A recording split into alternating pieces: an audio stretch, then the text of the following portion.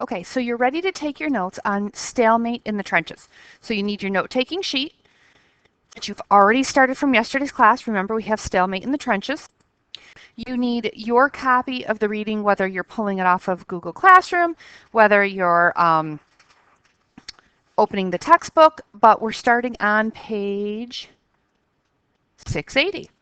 So you also have your writing utensils, your highlighter, and your two different colored inks, or a pencil and an ink. Here we go. Step one, remember, read the whole text. Stalemate in the trenches. When the war began in August, most people on both sides assumed it would be over within a few months. With France as its goal, the German army invaded Belgium on August 4th, 1914. Despite stiff resistance, the Germans fought their way west into France. They reached the Marne River about 40 miles from Paris. There, the French, supported by the British, rallied and prepared to fight back. The First Battle of the Marne in September of 1914 stopped the German advance. Instead of one side quickly defeating the other, the two sides stayed stuck in the mud for more than 3 years. The soldiers were fighting a new kind of battle, trench warfare.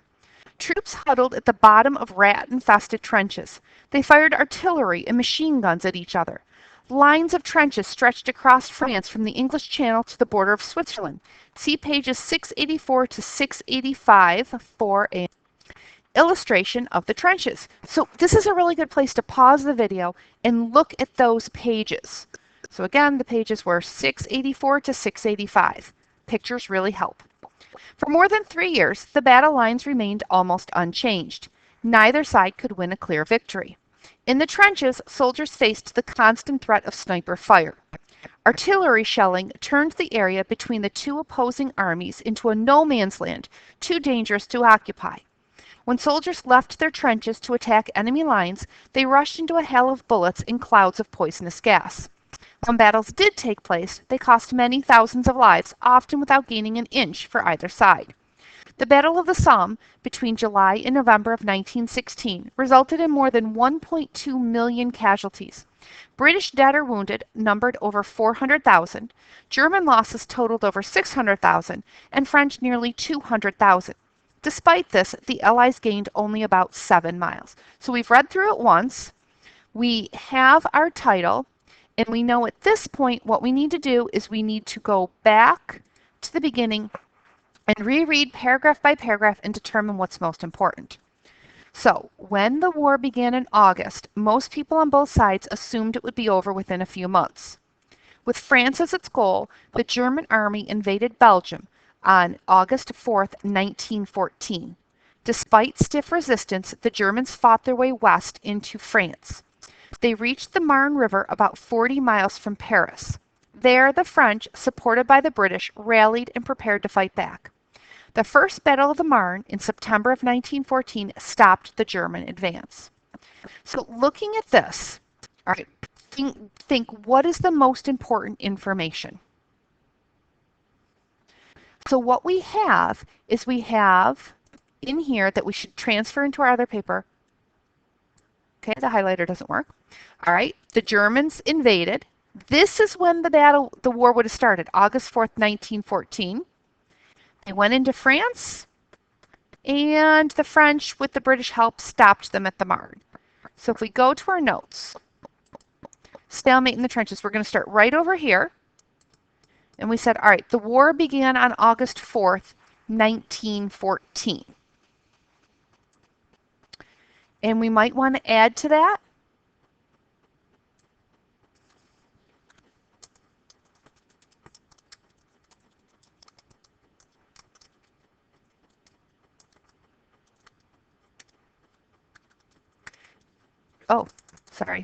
Belgium to get to France.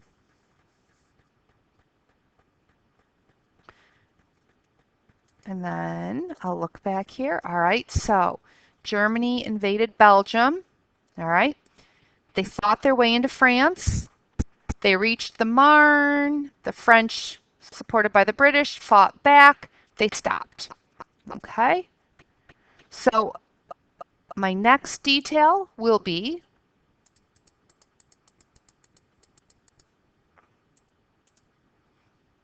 okay, my next detail is missing, so we'll just type it in now. It's not going to let me do anything. Technical problem solved. All right, so my next detail is that everyone thought this was going to be a short war. That was right there in that first sentence. They expected this to be over super quick.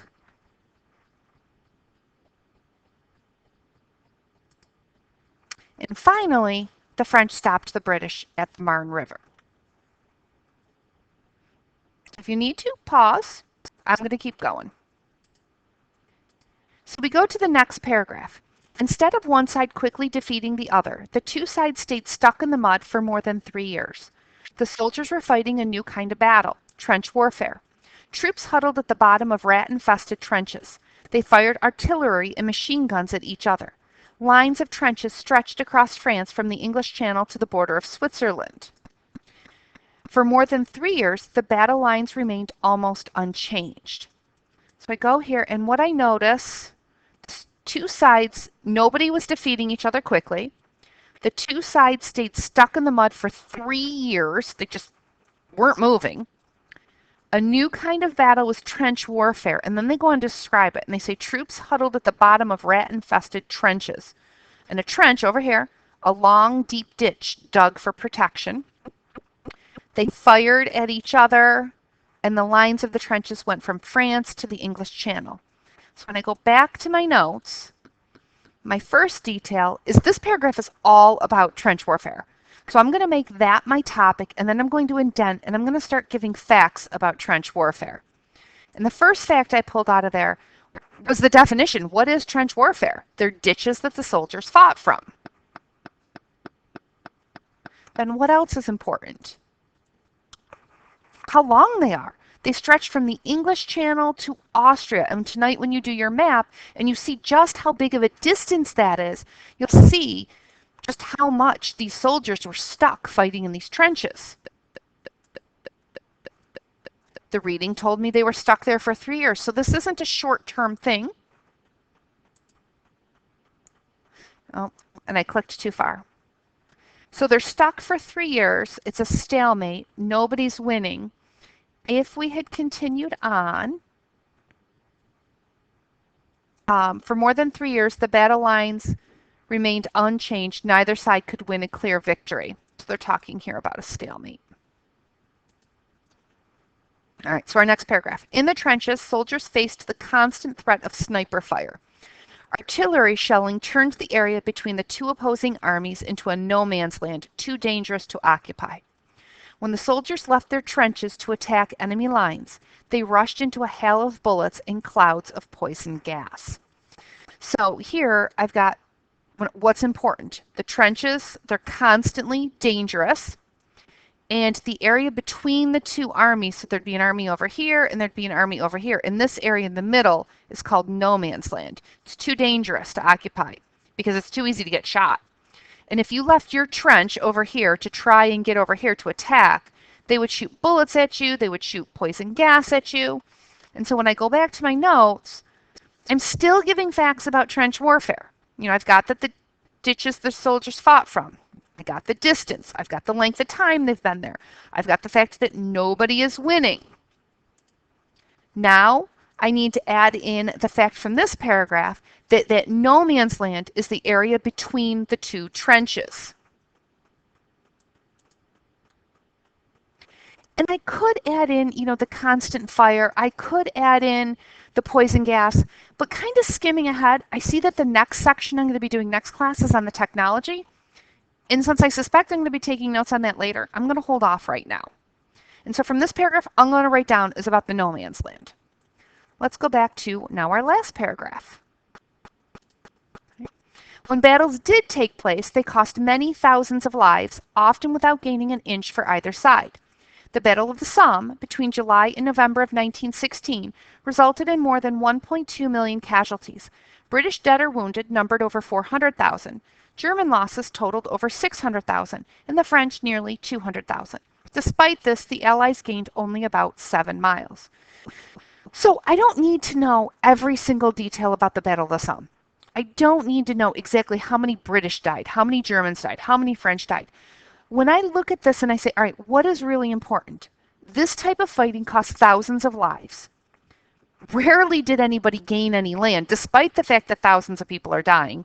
And this Battle of the Somme is a ridiculously good example because you have a battle that took place July, August, September, October, November, 5 months. 1.2 million people are wounded or dead.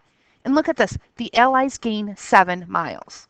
So how does that translate into my notes? Well, I'm not really giving details about just trench warfare anymore. It's generic. So I'm going to go back to the red margin. And the topic of this paragraph, what is this really about? The battles were deadly.